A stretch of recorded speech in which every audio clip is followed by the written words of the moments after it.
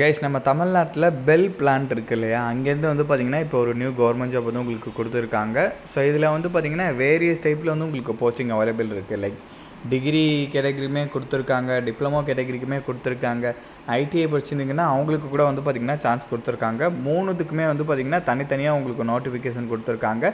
So கண்டிப்பாக இதை வந்து நீங்கள் செக் பண்ணி பார்த்துக்கோங்க. லாஸ்ட் டேட்டை பொறுத்த வரைக்கும் 5th டிசம்பர் வரைக்கும் சொல்லியிருக்காங்க. இதுக்கு வந்து பார்த்திங்கன்னா எக்ஸாம் கிடையாது, டேரெக்டாக வந்து பார்த்திங்கன்னா மெரிட் மூலமாக ஹையர் பண்ண போகிறதா சொல்லியிருக்காங்க.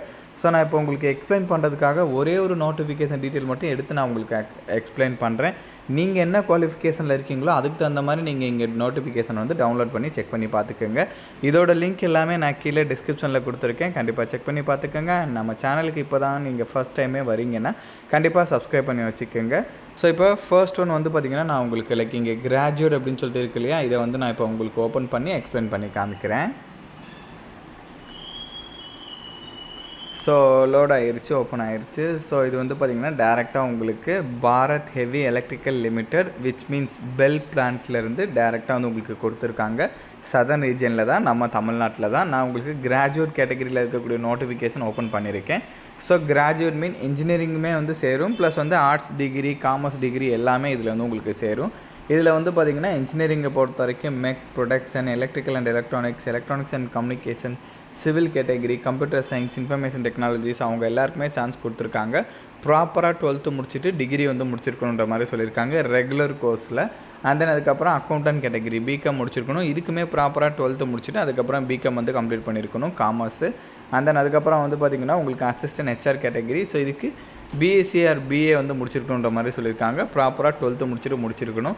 ஸோ இந்த கிராஜுவேட் கேட்டகரிக்கு மட்டுமே வந்து பார்த்திங்கன்னா 29 வேகன்சி ரிப்போர்ட் பண்ணியிருக்காங்க.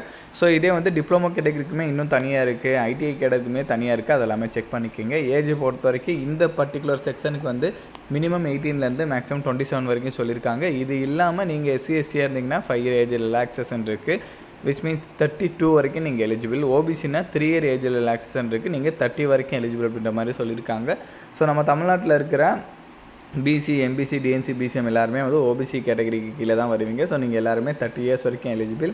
ஸோ இவங்க சொல்லியிருக்கக்கூடிய குவாலிஃபிகேஷனில் எஸ்சி எஸ்டினா நீங்கள் 50% மார்க் கண்டிப்பாக எடுத்துருக்கணும்.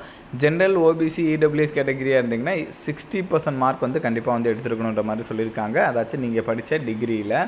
ஸோ நான் முன்னாடியே சொல்லிட்டேன், இதுக்கு வந்து பார்த்திங்கன்னா எக்ஸாம் கிடையாது, மெரிட் மூலமாக தான் ஹையர் பண்ண போகிறாங்க. ஸோ அந்த செலெக்ஷன் டீட்டெயிலுமே இங்கே தெளிவாக வந்து உங்களுக்கு கொடுத்துருப்பாங்க. இங்கே லைக் மெரிட் லிஸ்ட் அப்படின்றத வந்து தெளிவாக கொடுத்துருப்பாங்க. உங்களோட மார்க்கை பேஸ் பண்ணி தான். லைக் நீங்கள் இப்போ டிகிரி வச்சு அப்ளை பண்ணிங்கன்னா டிகிரியில் என்ன மார்க் எடுத்திருக்கீங்களோ அதை பேஸ் பண்ணி, டிப்ளமோ வச்சு அப்ளை பண்ணிங்கன்னா டிப்ளமோவில் என்ன மார்க் எடுத்திருக்கீங்களோ அதை பேஸ் பண்ணி, மற்றபடி எதுவும் உங்களுக்கு எழுத்து தேர்வு ரிட்டன் எக்ஸாம் அப்படின்னு சொல்லிட்டு இதில் வந்து உங்களுக்கு எதுவுமே வந்து கிடையாது. ஸோ இதில் வந்து உங்களுக்கு ஸ்டைஃபண்டாக வந்து பார்த்திங்கன்னா 12,300 வந்து பர் மந்த்துக்கு வந்து உங்களுக்கு இருக்குன்ற மாதிரி சொல்லியிருக்காங்க.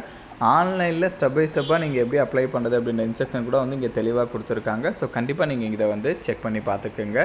ஸோ நீங்கள் அப்ளை பண்ணி முடித்த பிறகு வந்து பார்த்திங்கன்னா இதுக்கான selection list, short listed list வந்து பார்த்திங்கன்னா 10th டிசம்பர்லேயே வந்து உங்களுக்கு ரிலீஸ் பண்ணிடுவோன்றதையும் வந்து அவங்க தெளிவாகவே வந்து பார்த்திங்கன்னா அஃபீஷியல் சைட்லேயே அப்டேட் பண்ணிட்டாங்க. ஷார்ட் லிஸ்டட் டேட் அப்படின்றத போட்டு இங்கே மென்ஷன் பண்ணியிருக்காங்க பாருங்களேன், 10th டிசம்பர்னு சொல்லிட்டு. ஸோ நீங்கள் இதுக்கு வந்து அப்ளை பண்ணுறீங்கன்னா விச் மீன்ஸ் வந்து பார்த்திங்கன்னா உங்களுக்கு ஒரு 25 days 30 daysக்குள்ளேயே வந்து பார்த்திங்கன்னா ஷார்ட் லிஸ்டடாக இல்லையான்றது கூட வந்து உங்களுக்கு கன்ஃபார்மாக தெரிஞ்சிடும். இதோட லிங்க் எல்லாமே கீழே டிஸ்கிரிப்ஷனில் கொடுத்துருக்கேன், கண்டிப்பாக செக் பண்ணி பாருங்கள். அண்ட் இந்த வீடியோ வந்து உங்களோட ஃப்ரெண்ட்ஸ் அண்ட் ஃபேமிலி மெம்பர்ஸ் இருக்கிற வாட்ஸ்அப் குரூப்பில் கண்டிப்பாக ஷேர் பண்ணுங்கள். நம்ம சேனலை நீங்கள் இன்னும் சப்ஸ்கிரைப் பண்ணலான்னா கண்டிப்பாக சப்ஸ்கிரைப் பண்ணி வச்சுக்கோங்க. ஸோ அப்போ தான் எந்த ஒரு கவர்மெண்ட் ஜாப் அப்டேட்டுமே நீங்கள் மிஸ் பண்ணாமல் தெரிஞ்சுக்கலாம். Thank you guys.